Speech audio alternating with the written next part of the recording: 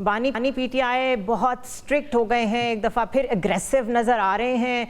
आपको क्या लग रहा है कि अब वो मायूस हो रहे हैं? पहले तो सिर्फ इस्टेब्लिशमेंट की तरफ उनका एक ख़ास एंगल था, अब जुडिशरी की तरफ भी हो गया। क्या मायूस हो गए हैं? उनको लग रहा है कि फ़ायज़ ईसा कंटिन्यू करेंगे और उनको वो रिजल्ट्स नहीं मिल सकेंगे जो वो चाह रहे थे?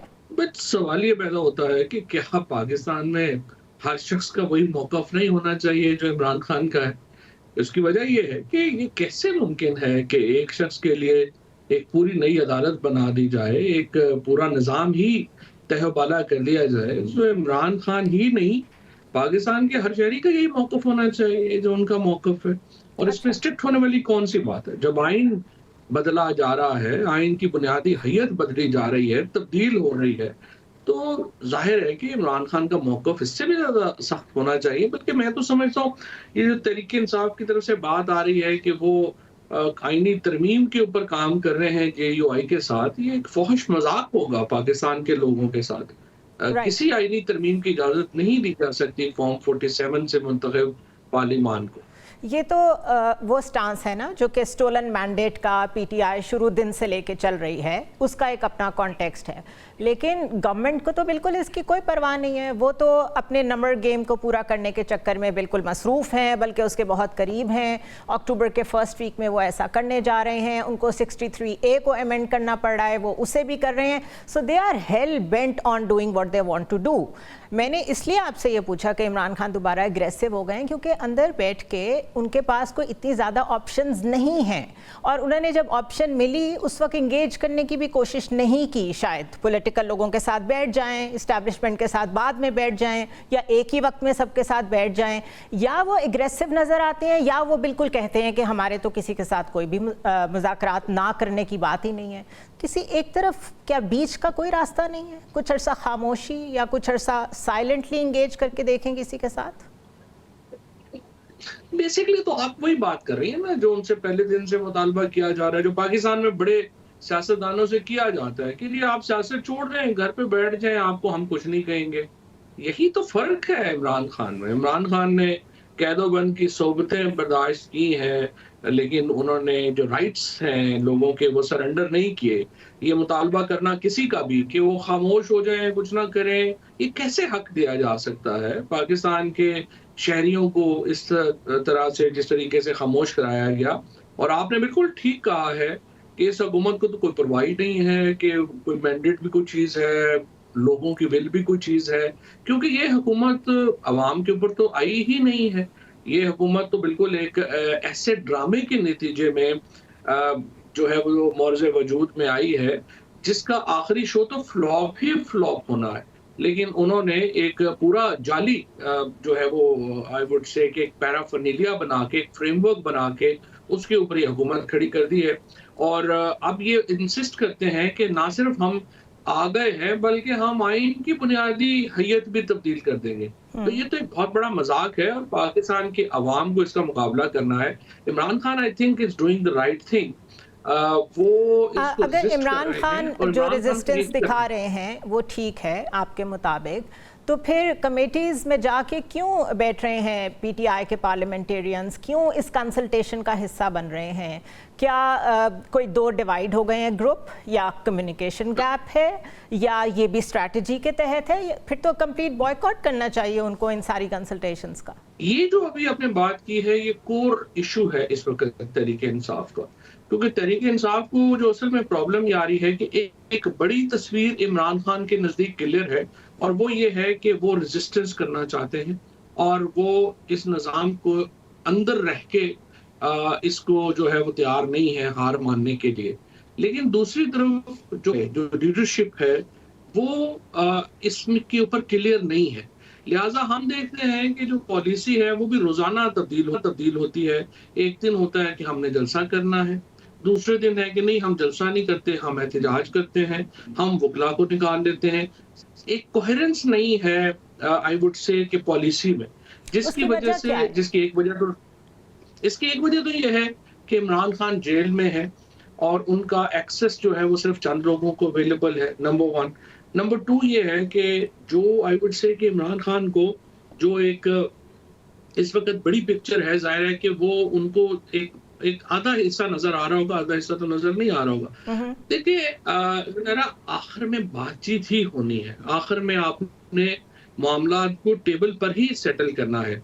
लेकिन इस वक्त जो इशू ये है कि अगर आपने दोबारा जो है वो कंप्रोमाइज करके डील करनी है, तो फिर ये 2 साल की जो सारी मुसीबतें हैं, जो लोगों जिस तरह से लोगों के साथ हुआ, जो हमारे साथ हुआ, जो खुद इमरान खान के साथ हुआ, फिर उससे गुजरने की क्या जरूरत थी? देखिए अब फवाद तो साहब, इस इमरान बात से खान तो जो है, किसी को भी इनकार नहीं है कि हमारी हिस्ट्री को इतनी अच्छी नहीं है। कहाँ तो एक सुप्रीम कोर्ट थी जो वजीर आजम को घर भेज देती थी, और आज खुद सुप्रीम कोर्ट में जो कुछ हो रहा है, जिस डगर पे चल पड़ी है, जो आपस में वो डिवाइडेड हैं और जो अपनी डर्टी लॉन्ड्री वो पब्लिक प्लेस में ले आए हैं, वो देखें हम कहाँ से कहाँ जा रहे हैं। इसी तरह बेशक ये कहना असूलन बिगर पिक्चर में सही है कि वो क्यों कॉम्प्रोमाइज़ करें, बट उसके अलावा हल क्या है? And by compromise I don't mean कि वो कोई बैठ के बात कर लें, कोई डील कर लें, कोई बीच का रास्ता तो निकालना पड़ेगा ना। आपको वो बाहर आते नज़र आ रहे हैं इन हालात में? नहीं, बिल्कुल आपने बात सही की है। एंगेजमेंट ही वाहिद रास्ता है जिसके ज़रिए आप आगे बढ़ सकते हैं। क्योंकि देखिए ना, 2 ही रास्ते हैं। एक तो रास्ता है कि आप बांग्लादेश का मॉडल फ़ॉलो करें या श्रीलंका का मॉडल फ़ॉलो करें। उसमें पाकिस्तान जैसे मुल्क में बहुत प्रॉब्लम्स हैं। हमारे लिंग्विस्टिक इश्यूज़ हैं, हमारे जो एक सूबाई इश्यूज़ के बहुत बड़े इश्यूज़ हैं, हमारे सिक्योरिटी के इश्यूज़ हैं। सो वो मामला डेंजरस है और हमने अल्टीमेटली जो है स्ट्रक्चर्ड जो सेटलमेंट है उसकी तरफ आना है। लेकिन देखिए, स्ट्रक्चर्ड सेटलमेंट वो होनी चाहिए जिससे अवाम जीते और जिसके नतीजे में आपका जो निज़ाम है उसके अंदर तब्दीलियां हों। अगर आपने स्ट्रक्चर्ड सेटलमेंट, इस चीज़ का नाम है कि तमाम राइट्स लोगों के जो हैं वो सरेंडर कर दिए जाएं, वो तो मुमकिन नहीं है और होना भी नहीं चाहिए। लड़ाई तो फिर चलती रहती है, 26 साल चले, 25 साल चले, 10 साल चले, 5 साल चले, वो तो फिर लड़ाई तो फिर चलती रहेगी। मुल्क को सेटलमेंट की जरूरत है और सिर्फ इमरान खान की जिम्मेदारी नहीं है सेटलमेंट करना, एस्टैब्लिशमेंट की और हुकूमत की भी जिम्मेदारी ज्यादा है, क्योंकि ताकत तो उनके पास बेनिफिशियरी है। हुकूमत क्यों करेगी फवाद साहब? हुकूमत को तो कोई जरूरत नहीं, क्योंकि मुल्क नहीं चल रहा ना। नहीं जुनैद, ऐसा नहीं है। देखिए, आपने 25 करोड़ का मुल्क है, ये भी तो चलाना है ना। नहीं, आई फर्मली बिलीव आप ठीक कह रहे हैं, लेकिन लगता नहीं है कि लोगों की या मुल्क कैसे चलना है ये डिबेट रेलेवेंट रह गई है। बिकॉज अगर मुसव्वदे आते हैं और पार्लियामेंट के फ्लोर पे डिस्कस भी नहीं होते और ख़ुद स्टेक होल्डर्स को भी नहीं पता होता कि उन मुसव्वदों में क्या लिखा हुआ है, तो इसका मतलब है कि लोगों की परवाह तो कहीं पीछे रह गई है। सो मैं इस वक्त की जो एक बड़ी अनहोली सी पिक्चर है उसकी सेंस में बात कर रही हूँ कि इससे कैसे निकलें, कैसे बाहर निकलें इससे। इसमें वजन है आपकी बात में कि अब तवज्जो नहीं दी जा रही, इसको भी छोड़ दें। जो शहादतें हो रही हैं रोजाना, सिर्फ एक ट्वीट आ जाती है, एक पैगाम आ जाता है और हम आगे चले जाते हैं। आप देखिए, कहा जा रहा है कि 2000 से ज्यादा लोग हमारे इस साल शहीद हुए हैं और सच्ची बात है, हमारा रिस्पॉन्स किसी भी तौर के ऊपर भी एक ऑनरेबल कौम का नहीं है अभी तक।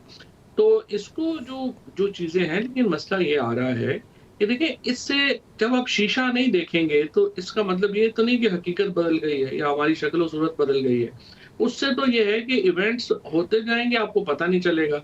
अभी भी पाकिस्तान के अंदर जो कल आपने देखी इस्लामाबाद के अंदर जो इंसिडेंट हुआ, एक फायज इस्ता साहब की जो वीडियो रिलीज हुई, उसके बाद जो रद्द-ए-अमल है, हर अहम सीट के ऊपर बैठे शख्स को तो 1000 बार सोचना चाहिए उसके बाद। नहीं, लेकिन लगता है ऐसे ही है कि फ्रॉम पॉलिटिशियंस टू एवरीवन लोग भूल गए हैं कि आपने जब भी किसी ने 3 साल बाद, किसी ने 5 साल बाद जब भी रिटायर होना है, आना तो लोगों के बीच में ही है ना। लेकिन लगता है वोट लेने के लिए आने वालों को भी अब उसकी परवाह नहीं रही है कि उन्होंने बाद में लोगों के साथ जाना है। बिल्कुल डिस्कनेक्ट है लोगों का और सिस्टम का इस वक्त। इससे भी थोड़ा सा आगे बढ़ते हैं तो ये बताएं आप, क्योंकि आपका ताल्लुक वकालत से भी है, कितनी दफ़ा आइन को रीराइट करना मुमकिन है? एक दफ़ा 63A के बारे में कोई एक जजमेंट आती है, फिर ज़रूरत पड़ती है, फिर दूसरी दफ़ा उसके लिए दोबारा बेंच बैठ रहे हैं, बेंच में भी मर्जियाँ हो रही हैं, एक दफ़ा पार्लियामेंट के फ्लोर से practice and procedure bill pass होते हैं और फिर ऑर्डिनेंस के ज़रिए से उसको हैंडल किया जाता है।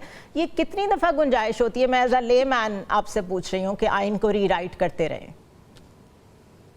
देखिए, मैं शुरू वहां से करना चाहता हूँ आपके पिछले कमेंट से, जो आपने कहा कि कोई परवाह वाली जो बात है वो नहीं नजर आ रही। देखिए जो लोग वोट लेते हैं उनको भी परवाह नहीं। देखिए बिल्कुल आपने ये hit the nail on the head.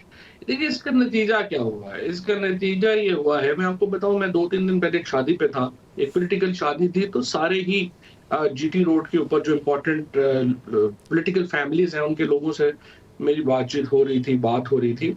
अच्छा, वहां पे कंसेंसस था कि अगले इलेक्शन में नून लीग का टिकट लेने वाला कोई नहीं होगा इन इलाकों में, और ये सारे इलाके हैं जो नून लीग का पावर बेस समझा जाता था, यानी अटक से लेके लाहौर तक। अब देखिए नुकसान क्या, सिर्फ पीटीआई को स्क्वीज करने का प्रॉब्लम नहीं है, नून लीग का इस तरह से टूट जाना, बिखर जाना, कमजोर होना भी पाकिस्तान के लिए अच्छा नहीं है। क्यों अच्छा नहीं है? क्योंकि ये जो बड़ी सेकंड स्पेस का वोट है वो फिर मजहबी शिद्दत पसंद ले रहे हैं। एक तरफ मजहबी शिद्दत पसंदों का इन्फ्लुएंस बढ़ेगा, दूसरी तरफ आजाद लोगों का इन्फ्लुएंस बढ़ेगा।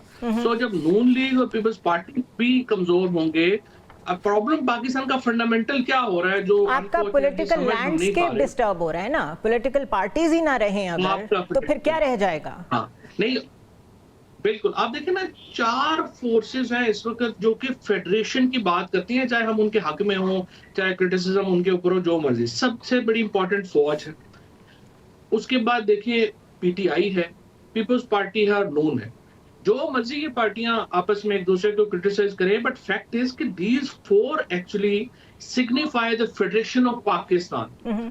अब आपस की लड़ाई की वजह से ये चारों जो है उनको बहुत नुकसान पहुंचा उनकी सियासत को, और किसी ना किसी तरीके से वो एक्टिव पार्ट नहीं कर रही। अब जब ये 4 निकल जाते हैं और इनका क्रिटिसिज्म इनके ऊपर हो जाता है, ये कमजोर हो जाते हैं, तो देखिए इसको रिप्लेस कौन करेगा? इसको बलूचिस्तान में और केपी में रिप्लेस करेगा अल्ट्रा नेशनलिस्ट या बल्कि सेसेशनिस्ट, और पंजाब में रिप्लेस करेंगे एक्सट्रीमिस्ट, और कराची में रिप्लेस करेंगे, अर्बन सिंध में रिप्लेस करेंगे एक्सट्रीमिस्ट। क्योंकि पीपल्स पार्टी की पॉलिटिक्स तो 30 अंदरूनी सिंध की पॉलिटिक्स तक महदूद है ना, खत्म है उसके बाद। सो ये एक बहुत अनफॉर्चुनेटली एक वोल्केनिक सिचुएशन है जिसमें पाकिस्तान जा रहा है because of the fighting of these 4 federating I would say. आपने फेडरेशन की बात की, आपने बिल्कुल ठीक बात की कि अगर 4 फेडिंग यूनिट्स हैं तो तकरीबन उसी तरह की इस वक्त पार्टीज भी बन गई हैं। एक पंजाब की पार्टी थी और बड़ा मेजर चंक है क्योंकि पंजाब, तो नून लीग क्योंकि वहाँ पे हावी थी तो सेंटर में आराम से गवर्नमेंट बना लेती थी, वो इरोड हो गई है। कब तक इंटीरियर सिंध में पीपल्स पार्टी अपने आप को रेलिवेंट रख सकती है, लेट्स सी। बलोचिस्तान में किस तरह गवर्नमेंट्स बनती हैं, वी ऑल नो दैट, और केपी आपके सामने है। इंटरनल थ्रेट भी है, एक्सटर्नल थ्रेट भी है। आपके ख्याल में बाकी सारे एलिमेंट्स छोड़ दें, अपनी अपनी सियासत बचाने के लिए भी मियां नवाज शरीफ या शहबाज शरीफ या जरदारी साहब ये नहीं सोच रहे कि ये एक दफ़ा तो गवर्नमेंट हमने बना ली, कोalition गवर्नमेंट में आज हम बैठ गए हैं, अगले इलेक्शन में क्या करना है, चाहे वो 1 साल में हो रहा हो, चाहे वो 5 साल में क्या हो, वो नहीं सोच रहे इस बारे में, उनको बिल्कुल परवाह नहीं रह गई। अब तक देखिए जरदारी साहब का मॉडल तो हमें समझ आता है। जरदारी साहब का मॉडल तो वही ट्रेडिशनल लेट 80s का 90s का मॉडल है कि जिसमें वो कहते हैं कि इलेक्टेबल्स होंगे, उनको हम पैसे दे लेंगे, वो पैसे खर्च करके पुराना नहीं होता जा रहा, इस दफा तो इलेक्टेबल्स भी हारे हैं, मतलब जो हालात हो रहे हैं आपके सामने हैं। तो यही जुनैरा, इसी वजह से तो देखें ना, हाफ ऑफ द सिंध तो वो लूज कर गए ना, कराची, हैदराबाद, जो अर्बन सिंध है जहाँ थोड़ा बहुत भी एलिमेंट जो है वो अपना आ गया है, वहाँ पे वो लूज कर गए हैं।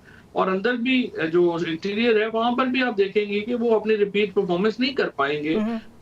जो नून लीग है, नवाज शरीफ साहब के फैसलों ने तो सच्ची बात है मुझे हैरान ही कर दिया है।